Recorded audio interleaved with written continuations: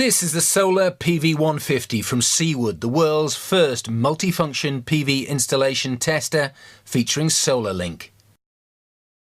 It's part of a full test kit that includes everything required to test to IEC 62446.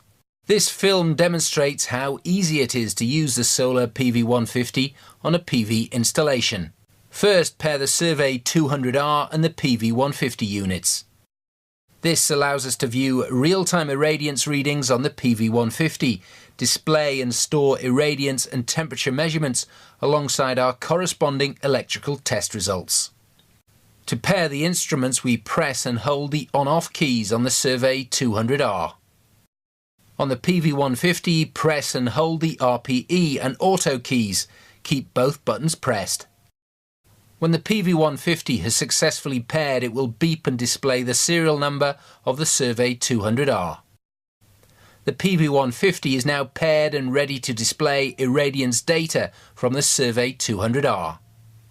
Now we simply press and hold the temperature and hold keys on the Survey 200R to put it into transmit mode.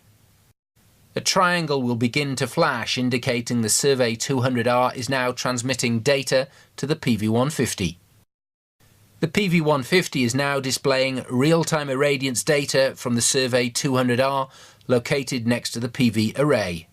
Before commencing any testing on the installation, it must first be isolated. The first test is an earth or ground continuity test. Connect the test leads with detachable crocodile clips to the tester. Link the crocodile clips together and press the null key to zero out the test lead resistance. Connect one test lead onto the main earth or ground terminal on the building. Connect the second test lead onto the exposed conductive parts of the array module or framework. Press the RPE key and there's the continuity reading. Next, open circuit voltage, short circuit current and insulation resistance will be measured. Remove the DC output connectors which come from the DC isolator to the inverter. Connect the test adapters to the tester and connect the other end to the array. As soon as the array is connected to the tester, it will sense the incoming voltage and display the open circuit voltage on the screen. Use the insulation test voltage button to choose the correct test voltage for the array based on the test requirements of the relevant standard. In this case, we're using 500 volts. Press the auto key to begin the test sequence. The short circuit current and insulation resistance tests are performed sequentially. When a measurement appears on screen, the results can be stored by pressing the store key. If the array under test has several strings, we can repeat this measurement for each string connecting the tester to each DC output connector in turn, taking the measurement and storing the results. Once the test is complete, turn off the DC isolator and remove all the test leads. When the test results have been stored, the recall button can be used to show test results on screen. If there is more than 5% variation between measurements taken on each string of the array, a warning icon will flash on the screen to notify you.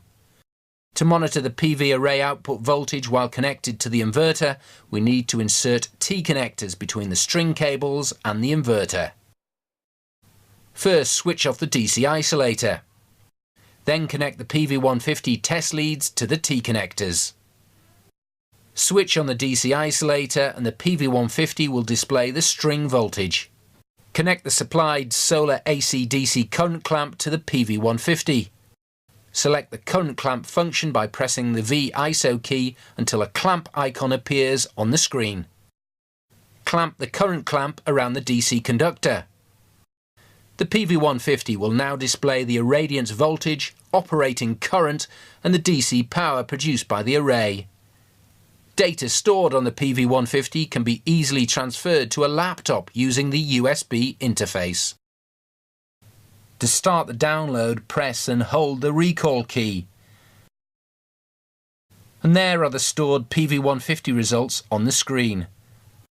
Solar testing at the touch of a button.